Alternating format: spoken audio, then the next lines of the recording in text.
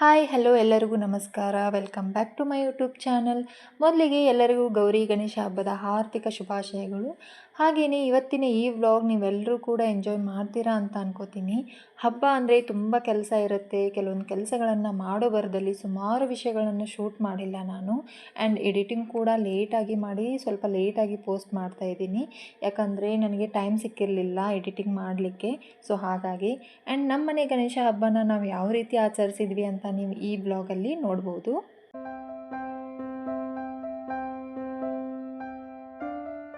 Hi, ಶುಭೋದಯ ಎಲ್ಲರಿಗೂ. ಮತ್ತೊಮ್ಮೆ ತಮ್ಮೆಲ್ಲರಿಗೂ ಗೌರಿ ಗಣೇಶ ಹಬ್ಬದ ಹಾರ್ದಿಕ ಶುಭಾಶಯಗಳು. ಗಣೇಶ ಅಂದ ತಕ್ಷಣ ತಮ್ಮೆಲ್ಲರಿಗೂ ಗೊತ್ತು ವಿಘ್ನ ವಿನಾಶಕ ಅಂತ.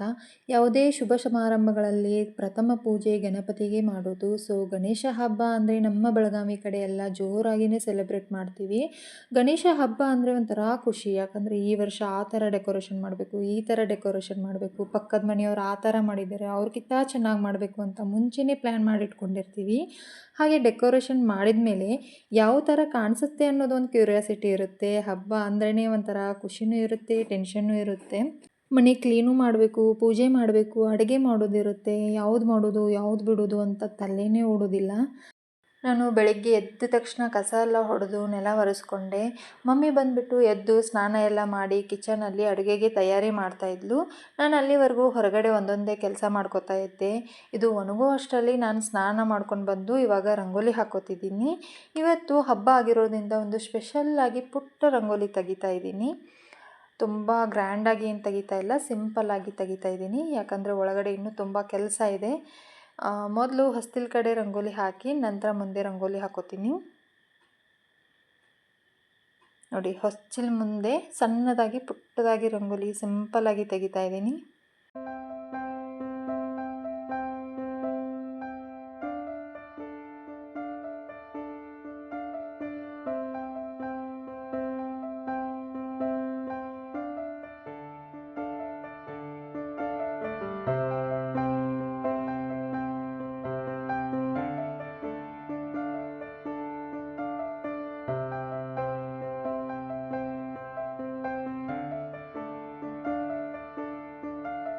ಇವಾಗ ತುಳಸಿ ಕಟ್ಟೆ ಮುಂದೆ ಒಂದು ರಂಗೋಲಿ ತೆಗಿತಾ ಇದ್ದೀನಿ. ಇವತ್ತು ಗಣೇಶನ ಹಬ್ಬ ಆಗಿರೋದ್ರಿಂದ ನಾನು ಕಲರೆಲ್ಲ ಹಾಕಿಬಿಟ್ಟು ಇವತ್ತು ಗಣೇಶನ್ನೇ ನಾನು ತೆಗಿತಾ ಇದ್ದೀನಿ ರಂಗೋಲಿಯಲ್ಲಿ. ಸೊ ಈ ಥರ ಗಣೇಶನ ರಂಗೋಲಿ ತೆಗಿಬೇಕಾದ್ರೆ ಮೊದಲು ಒಂದು ಸಾರಿ ಲೈಟಾಗಿ ಶೇಪ್ ಹಾಕೋತೀನಿ, ನಂತರ ಡಾರ್ಕಾಗಿ ಹಾಕೋತೀನಿ. ಆವಾಗ ನೀಟಾಗಿ ಬರುತ್ತೆ. ಈ ಥರ ಶೇಪಲ್ಲಿ ರಂಗೋಲಿ ಹಾಕ್ಲಿಕ್ಕೆ ಬರಲ್ಲ ಅನ್ನೋರು ಒಂದು ಸರಿ ಈ ಟಿಪ್ನ ಫಾಲೋ ಮಾಡಿ ಹಾಕ್ಕೊಂಡು ನೋಡಿ. ಆವಾಗ ನಿಮ್ಮ ಟೈಮ್ ಕೂಡ ಸೇವ್ ಆಗುತ್ತೆ, ಆವಾಗ ನೀಟಾಗಿಯೂ ಕೂಡ ಕಾಣಿಸುತ್ತೆ. ಹೇಗಿತ್ತು ನಾ ಹಾಕಿರೋ ರಂಗೋಲಿ ಅಂತ ಕಮೆಂಟ್ ಬಾಕ್ಸಲ್ಲಿ ಕಮೆಂಟ್ ಮಾಡಿ ತಿಳಿಸಿ. ಬನ್ನಿ ಇವಾಗ ಡೆಕೋರೇಷನ್ ಯಾವ ಥರ ಮಾಡಿದ್ದೀವಿ ಅಂತ ತೋರಿಸ್ತೀನಿ. ಆ್ಯಕ್ಚುಲಿ ನನಗೆ ಡೆಕೋರೇಷನ್ ಫುಲ್ ವಿಡಿಯೋ ಮಾಡಬೇಕಂತ ಹೇಳಿತ್ತು, ಆದರೆ ತುಂಬ ಕೆಲಸ ಇರೋದ್ರಿಂದ ನಂಗೆ ಮಾಡಲಿಕ್ಕೆ ಆಗಲಿಲ್ಲ. ಎರಡು ಕಡೆ ಮೇಂಟೈನ್ ಮಾಡಲಿಕ್ಕಾಗಲ್ಲ ಅಂಥೇಳಿ ಇವಾಗ ಕಿಚನ್ಗೆ ಬಂದೆ. ಇವತ್ತು ಗೋಧಿ ಹುಗ್ಗಿನ ಮಾಡ್ಕೋತಾ ಇದ್ವಿ. ಇದು ಉತ್ತರ ಕರ್ನಾಟಕದ ಸ್ಪೆಷಲ್ ಸ್ವೀಟ್ ಅಂತಲೇ ಹೇಳ್ಬೋದು. ಸೊ ರಾತ್ರಿಯೇ ಬಿಸಿ ನೀರಲ್ಲಿ ಗೋಧಿನ ನೆನೆ ಹಾಕಿಟ್ಟಿದ್ವಿ. ಸೊ ಇವಾಗ ಮಾರ್ನಿಂಗ್ ಬಂದುಬಿಟ್ಟು ನಾನು ಬರುವಷ್ಟರಲ್ಲಿ ಮಮ್ಮಿ ಒಂದು 6ರಿಂದ 7 ವಿಸಿಲ್ನ ಕೂಗಿಸಿಟ್ಕೊಂಡಿದ್ಲು. ಇದಕ್ಕೆ ಬೆಲ್ಲ ಹಾಕಿ ಡ್ರೈ ಫ್ರೂಟ್ಸ್ ಎಲ್ಲ ತುಪ್ಪದಲ್ಲಿ ಕರೆದು ಡ್ರೈ ಫ್ರೂಟ್ಸ್ ಎಲ್ಲ ಹಾಕಿಬಿಟ್ರೆ ಇದು ಆಗೋಗುತ್ತೆ. ಸೊ ಈ ಥರ ರೆಸಿಪಿ ಏನಾದರೂ ಬೇಕಂದರೆ ಕಮೆಂಟ್ ಬಾಕ್ಸಲ್ಲಿ ಕಮೆಂಟ್ ಮಾಡಿ ತಿಳಿಸಿ. ಸೊ ನೆಕ್ಸ್ಟ್ ನಾನು ಸಪ್ರೇಟಾಗಿ ಈ ಥರ ವಿಡಿಯೋ ಮಾಡಿ ಹಾಕ್ತೀನಿ. ಸೊ ಇವಾಗ ಬಂದುಬಿಟ್ಟು ಈ ಕಡೆ ಬದ್ನೆಕಾಯಿ ಪಲ್ಯ ಆಗಿದೆ. ಇವಾಗ ಸಾಂಬಾರಿಗೆ ಒಗ್ಗರಣೆ ಹಾಕೋತಾ ಇದ್ದೀನಿ. ಸೊ ಹಬ್ಬ ಅಂದ್ರೇ ಹೀಗೆ ವೆರೈಟಿ ಅಡುಗೆಗಳನ್ನು ಮಾಡಿ ತಿನ್ನೋದ್ರಲ್ಲಿ ಒಂದು ಖುಷಿ ಇರುತ್ತೆ. ಸೊ ದಿನ ಮಾಡಿ ತಿನ್ನಂದರೆ ಯಾರಿಗೂ ತಿನ್ನೋಕ್ಕಾಗಲ್ಲ. ಸೊ ಇಂಥ ಹಬ್ಬ ಹರಿದಿನಗಳಲ್ಲಿ ಮಾತ್ರ ಅದು ಒಂಥರ ಏನೋ ಖುಷಿ ಆ ಥರ ಅಡುಗೆ ಮಾಡಲಿಕ್ಕೆ. ಸೊ ನೀವು ದಿನ ಈ ಥರ ಮಾಡಿ ತಿಂತೀನಂದರೆ ಹಬ್ಬದ ಟೇಸ್ಟು ನಿಮಗೆ ದಿನ ಬರೋದಿಲ್ಲ ಅದು. ಸೊ ನೋಡಿ ಬೇಕಿದ್ರೆ ಟ್ರೈ ಮಾಡಿ. ನಾನು ತುಂಬ ಸರಿ ಟ್ರೈ ಮಾಡಿ ನೋಡಿದ್ದೀನಿ. ಸೊ ಹಾಗಾಗಿ ಇವತ್ತು ನಾನಿಲ್ಲಿ ನುಗ್ಗೆಕಾಯಿ ಸಾಂಬಾರನ್ನ ಮಾಡ್ಕೋತಾ ಇದ್ದೀನಿ, ನೋಡ್ಬೋದು ನೀವಿಲ್ಲಿ.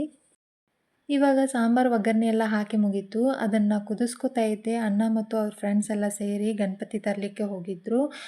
ತುಂಬ ಹೊತ್ತಾಯಿತು, ಇನ್ನೂ ಯಾಕೋ ಬಂದಿರಲಿಲ್ಲ.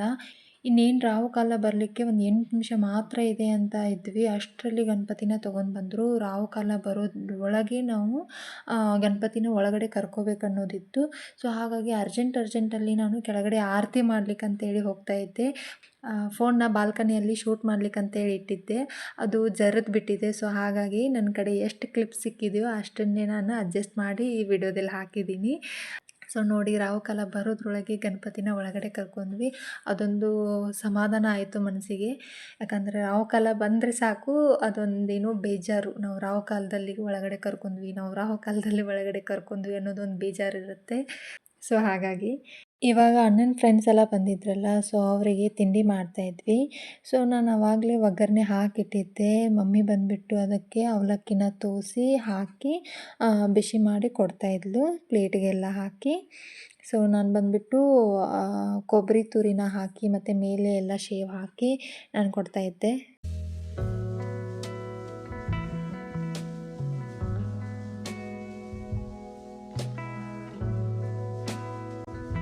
ಸೊ ಹುಗ್ಗಿಗೆ ನಮಗೂ ರುಚಿಗೆ ಎಷ್ಟು ಬೇಕೋ ಅಷ್ಟು ಬೆಲ್ಲನ ಹಾಕ್ಕೊಂಡು ರೆಡಿ ಮಾಡಿ ಇಟ್ಕೊಂಡಿದ್ದೀವಿ.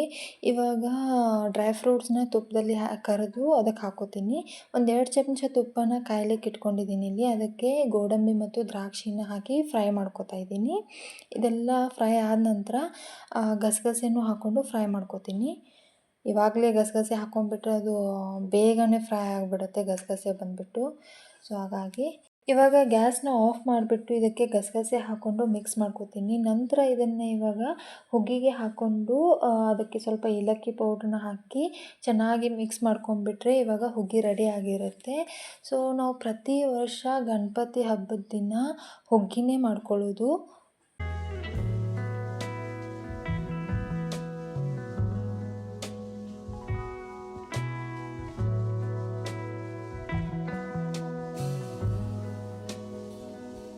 ಸೊ ಇವತ್ತು ಹಬ್ಬದ ಸ್ಪೆಷಲ್ ಮೀಲ್ ಯಾವ ಥರ ಇದೆ ಅಂತ ತೋರಿಸ್ತೀನಿ ಬನ್ನಿ.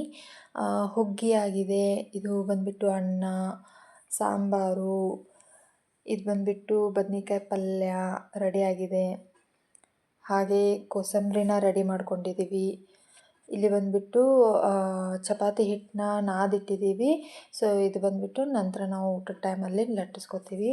ಇವಾಗ ಮಮ್ಮಿ ಬಂದುಬಿಟ್ಟು ನೈವೇದ್ಯಕ್ಕೆ ರೆಡಿ ಮಾಡ್ತಾಯಿದ್ದಾಳೆ. ಸೊ ಇವಾಗ ಏನಿಲ್ಲ, ಪೂಜೆ ಒಂದು ಆಗಿಬಿಟ್ರೆ ಕಂಪ್ಲೀಟ್ ಆಗುತ್ತೆ. ಇದು ರೆಡಿ ಆಗೋವರೆಗೂ ನಾನು ಪೂಜೆ ತಯಾರಿ ಮಾಡ್ಕೋತೀನಿ. ಬನ್ನಿ ಪೂಜೆ ತಯಾರಿ ಮಾಡ್ಕೊಳ್ಳೋಣ. ಗಣೇಶನಿಗೆ ಗರಿಕೆ ಇಟ್ಟಿಲ್ಲ ಅಂದರೆ ಅದು ಪೂಜೆ ಕಂಪ್ಲೀಟ್ ಆಗಲ್ಲ. ಗರಿಕೆ ತಂದರೆ ನೀನು ಕೊಡುವೆ ವರವನ್ನ, ಗತಿ ನೀನೇ ಗಣಪನೇ ಕೈ ಹಿಡಿಯೋ ಮುನ್ನ ಅಂತ ಹೇಳ್ತೀವಿ.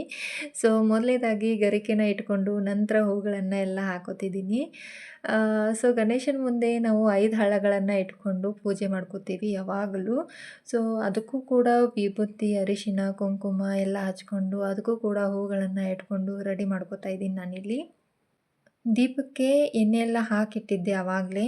ಈಗ ದೀಪನ ಹಚ್ಕೊಂಡು ಉದ್ದಿನ ಕಡ್ಡಿನ ಹಚ್ಚಿ ಬೆಳ್ಕೊಂಡು ಇನ್ನೇನು ಪೂಜೆ ಒಂದು ಮಾಡೋದು ಬಾಕಿ ಇತ್ತು. ಅಣ್ಣನಿಗೆ ಅರ್ಜೆಂಟ್ ಕಾಲ್ ಬಂತು ಅಂತ ಅವನು ಹೊರಗಡೆ ಹೋದ. ನನಗೆ ಬರೋದು ಲೇಟ್ ಆಗುತ್ತೆ ಸ್ವಲ್ಪ, ನೀವು ಪೂಜೆ ಮಾಡ್ಕೊಂಡು ಬಿಡಿ ಅಂತ ಹೇಳಿದ. ಸೊ ಹಾಗಾಗಿ ನಾನು ಮಮ್ಮಿ ಇಬ್ಬರೇ ಪೂಜೆ ಮಾಡ್ತಾಯಿದ್ವಿ.